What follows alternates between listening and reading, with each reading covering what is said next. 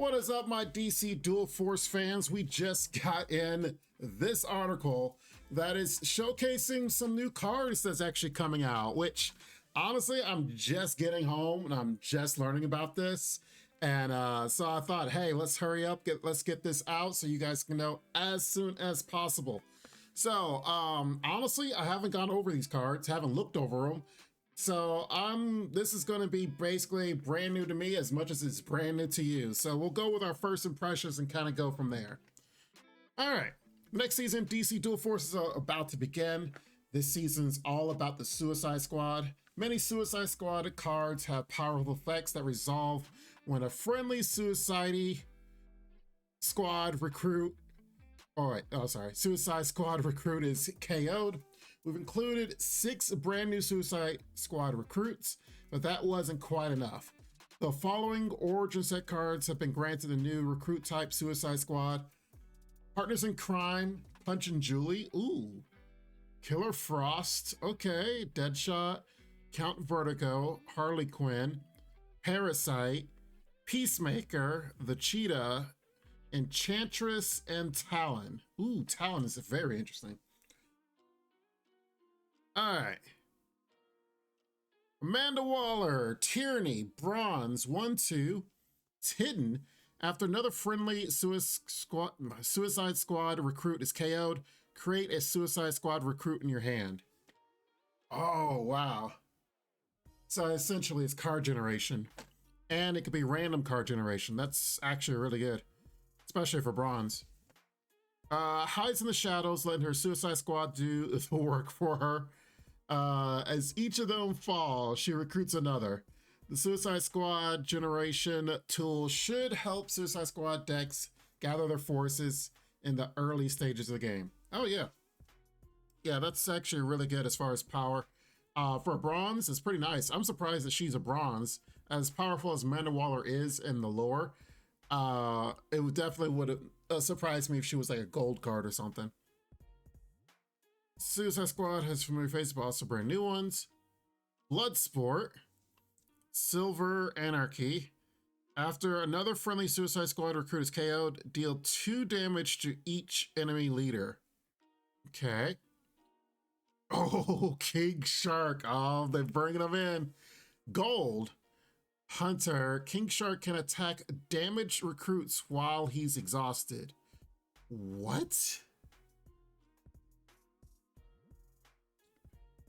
He can attack damaged recruits while he's exhausted. So he can attack damaged stuff. How does this work, actually? I would imagine that he could, it doesn't have flurry, so it can't attack twice per turn. It only attack once. So the moment you play him, he can actually attack if something's exhausted. So essentially is, like if this had flurry, then you would be able to attack multiple times in a round even if he's exhausted. So the best benefit is the fact that it's almost like he has speed, is my guess. Okay. Rick Flag. Hidden. Oh, tactics, interesting. Silver, deploy, give your other Suicide Squad recruits +2 in hidden. Ah, okay. That could be a good and bad thing. One, giving them hidden is good because then they will stay on the board. But the bad thing is if you're behind, then your opponent is going to be like, okay, and then just hit you in the face. So you can lose. You can lose tempo, but then you can gain tempo back next turn. It depends what you already have on the board and such, and the board state. So I can understand why he's in tactics, because that is a very tactical thing. Interesting. Bloodsport is an accomplished marksman. As such, if an enemy dare KO a fellow Suicide Squad member, he'll make sure they don't leave without a scratch. Everyone's favorite shark, King Shark, smells blood in the water. When an enemy is wounded, he disregards the rules of engagement and hunts his prey down. Okay. Typically, the squad would be more than happy to simply dive into action, but under the guidance of Colonel Rick Flag Jr., the squad could take a more impactful approach. All right. Introducing these first cards with multiple recruit types. Oh, that's how they're doing it with the comma. Okay. Harley Quinn. Oh, they're introducing Harley Quinn, a bronze card. Okay. Arkham Inmate and Suicide Squad. After another friendly Suicide Squad recruit is KO'd, Harley Quinn gets +3 attack. Okay, I can see why that's a bronze, because upping his attack is like, okay, that's fine, but having 3 health will be its detriment. But as a bronze, you definitely don't want it to scale. That's good. Killer Croc. Oh man, they're finally introducing Killer Croc to this series, which is great. Silver Chaotic. After another friendly Suicide Squad recruit is KO'd, on your turn, Killer Croc makes a bonus attack. So it's like Deathstroke. Another friendly Suicide Squad KO'd on your turn, you can make a bonus attack. Okay. Wow. But it's an Arkham Inmate as well, so then you could definitely... right now, what it looks like, it's going to be Anarchy and Tyranny, you know. And then you're going to also have Suicide Squad with Arkham Inmates. Is what this expansion is looking like thus far. Very interesting. That could, I mean, it has Chaotic, so I guess that balances it out with 4 health, but if you have Black Mask and you're able to actually grow this to have more health, that could be an issue. We shall see. With Harley and Killer Croc become progressively unhinged in their own way as their fellow squad members are taken out. All right. Cranial Explosive. Sacrifice a Suicide Squad recruit to give your Suicide Squad recruits everywhere +2. Wow. And it's free? Whoa. I mean, I guess it makes sense because, of course, yeah, you lose tempo when you're trying to destroy something that's already on the board. Now, granted, there is combos with a Suicide Squad dying with a lot of all these other cards, especially with like Amanda Waller. The fact it's free, that's actually good, because anything other than free would actually be really, really bad. It would be unplayable, to be honest. But the fact that it buffs the board with attack, it buffs from whatever combos everything else is going off of, and in the future ones. Yeah, I think this could be really good. Sacrifice a friendly Suicide Squad recruit seems harsh, but inspiring your other squad mates to pull their weight might just be worth the cost. Welcome to the Task Force X. Bronze. Give Suicide Squad recruits in your deck +2 attack. Then each recruit in your deck joins the Suicide Squad? Oh, wow.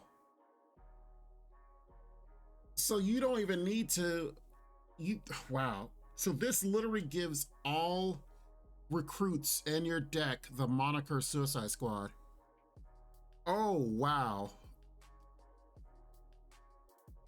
Okay then. That's actually really good. Still not enough Suicide Squad recruits for you? You can always enlist more members to the squad with Welcome to Task Force X. This gives your existing Suicide Squad recruits a boosted attack and gives all other recruits the Suicide Squad recruit type in addition to any recruit types they already have. Oh, yeah. It's a bronze, so of course you definitely want to play this as early as possible. But later in the game, I mean, it would still be okay, but it won't be as impactful as it would be if it was really, really early. Almost like Escape Tunnel for Arkham Inmates. But imagine if Escape Tunnel gave inmates to every single card in your deck. Wow. Man, this card alone really helps everything out as far as the rest of the Suicide Squad stuff. Okay. Who will lead them? Oh my lord, here it is, General Zod. So there was a lot of speculation that General Zod, because it was kind of leaked. I mean, you can kind of see it whenever you go into the subscription, you can see General Zod there. And a lot of people in the last few weeks were speculating that we could get General Zod. And it looks like we do. We'll get him. Is he the same? 4 power General Zod gets +7 attack and it's invincible this turn. Exhausts each enemy in Zod's lane. And they can't protect this turn. Yep, he is the same. Okay. So he's just like Superman, but a little bit better. The problem is, of course, for charge is a lot, but yeah. Oh, this is definitely going to be a lot of fun. Of course, we can't leave this Kryptonian locked away in a Phantom Zone forever, so please welcome General Zod to the roster of Tyranny leaders. General Zod is a tad more tyrannical than his Kryptonian counterpart. He forces his enemies to kneel before him and his allies. General Zod with his fellow Suicide Squad members. Will you pair General Zod with his fellow Suicide Squad members, or will you find him another home entirely? We're gonna have to get some deck building on their way. Oh, wow. I literally, my last stream on, let's see, today's Monday, so my last stream on Friday, I was telling my chat that I'm surprised they haven't made a Starro card, because Starro is actually very important to the DC universe, and they actually did. Starro Gold 210. Deploy, summon bronze recruits from your opponent's deck in your empty spaces. Wow. So essentially at most you could do 3. Okay. That's actually really good because, so there's a good side and a bad side. The good side is it's always going to pull something.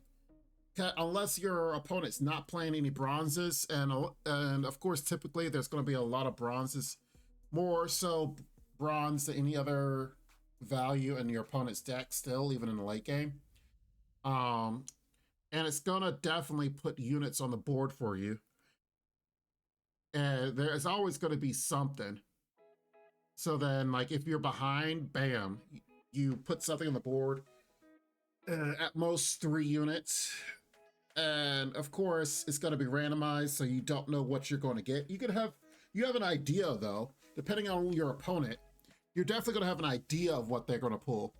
So I don't think that's bad, because in the gold turns, there's typically, unless you control, you're going to be running behind on cards. So this actually could buy you turns, putting bodies on the board. And of course, if you've already put down Appetite at Conquest or something of that nature that has everything buffed, that's actually really good as well. Wow. Tyranny just keeps getting better and better. Oh my lord. The Justice League's first villain is landing DC Dual Force. Take control of your opponent's recruits by snatching them directly out of their deck. Lastly, we asked our friend, content creator, community member Blade to share their thoughts on the incoming set. Blade hosts DC Dual Force podcast, frequently uploads videos featuring new decks. You can find their social links at the bottom of this post. Good luck on ladder. I can't wait to see what you all cook up with the Suicide Squad. Willow, global creator and player engagement manager. For those that don't know, Willow has been hired by DC Dual Force. So now, for those that are wondering where Willow was at and the content he was making, well, this is where he's at. So for those that have not heard through the grapevine, he will definitely be a part of things. Let's see what Blade has to say. We gave a sneak peek of Suicide Squad to Blade, one of our awesome content creators. Here's his first impressions. Okay. Let me start by saying wow to the set of existing recruits gaining the Suicide Squad recruit type. Yeah. Not only does that let them have dual synergy, but I'm also super excited for the long-term possibilities of multi-recruit type recruits. Amanda Waller is a contender for the most point flavor in all of DC Divorce, and effect is still strong to boot. Yeah, the fact is, if you turn all of your recruits into Suicide Squad members and then play Amanda Waller and then just trade, like, that's value. Like the natural initial reaction is to think of the possibilities of an Anarchy, Tyranny, Inmate, Suicide Squad hybrid deck. Yep. That very well may wind up being the strongest possibility. However, I think Anarchy has enough juice with both inmates and fresh new Suicide Squad members that you don't necessarily even need to lock yourself into pairing with Tyranny. Rick Flag's ability is really strong, and it might be worth pairing with Tactics just due to their overall card and leader quality. It's a possibility because Batman is so versatile. You could just fit Batman in everything. And if you draw this, and I mean, that would make Robin and a few other strong card Suicide Squad members. So you can kind of play the long game. It's a possibility to explore. I know I'll immediately be trying to make him work with Batgirl, sustained effort to keep my Suicide Squad members remain KO'd until I'm good and ready. Killer Croc and Bloodsport are very strong payoffs for Suicide Squad synergy. Even just the value from Waller or the new Harley recruit snowballing are big threats in their own right. Card I'm most excited to mess around with though is Starro. The effect is just really cool and flashy, and it's another tool towards a board swarming Tyranny deck that I keep trying to make work every time we get a new tokeny card. Yeah, because of you can pair with Anton. Very much so, because we have a lot of ways to make a token deck at this moment in time. The set of cards has all sorts of deck building wheels turning in my head, and I can't wait to start experimenting. It doesn't even begin talking about us getting another new leader. Zod opens up a whole new world for Tyranny, deck building. I think his ability is strong enough that he is for sure going to make impact. 4 charges indeed a lot, but his effect more than compensates for it, I think. Yeah, I can see that. And that's it. Wow. Okay. So, initial thoughts. Pretty much, I think I already touched on what Blade was saying here before we read that part. And General Zod is pretty nice. I think this is what makes the deck building part more than anything going to be interesting.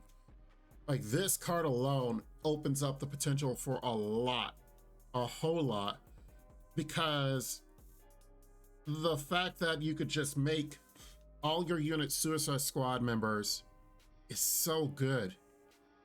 I already have ideas of what I'm going to do. I already have an idea. And I think the downside of Rick Flag is that he's the only Tactics one. Let's see. Killer Frost, Deadshot, Count Vertical, Harley Quinn, Parasite, Peacemaker, the Cheetah, Enchantress, and Talon. Yeah, that's the downside. And even though Rick Flag, he's a 5/5, that's a good thing.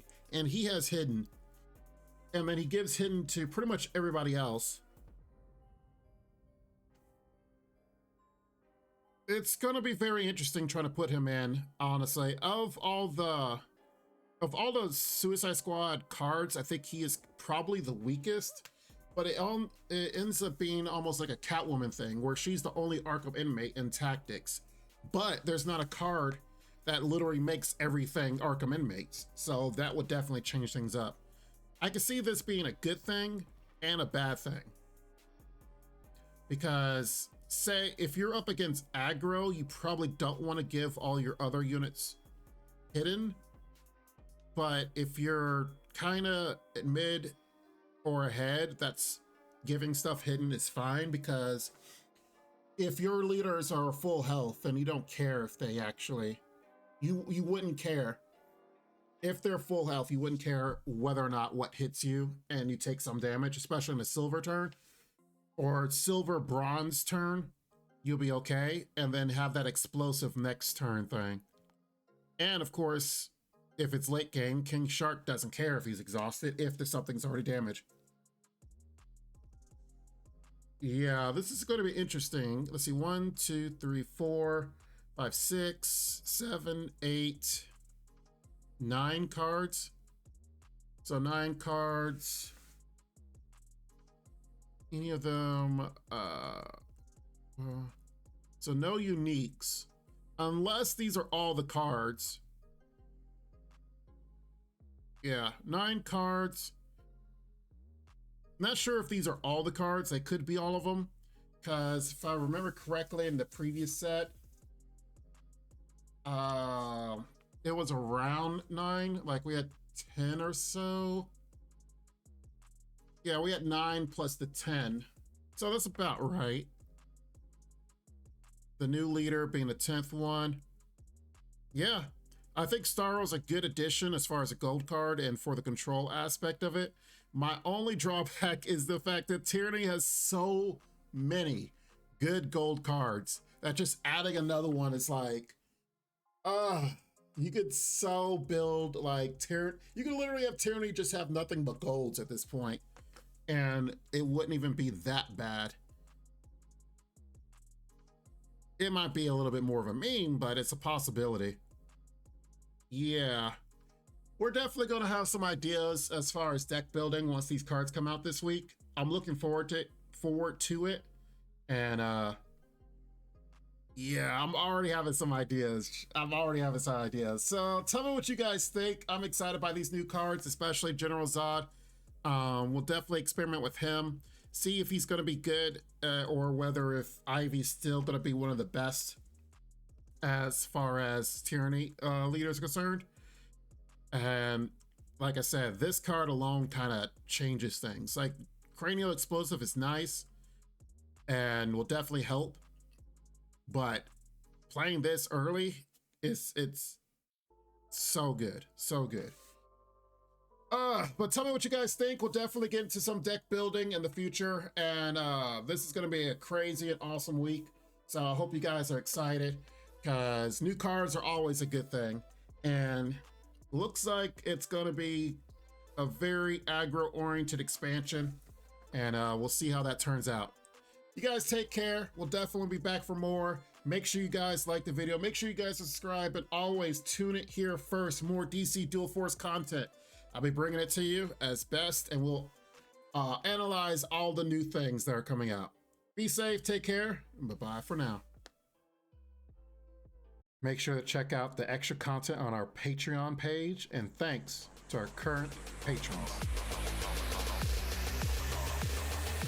This ain't what you want, bitch, I'm a fucking phenomenon.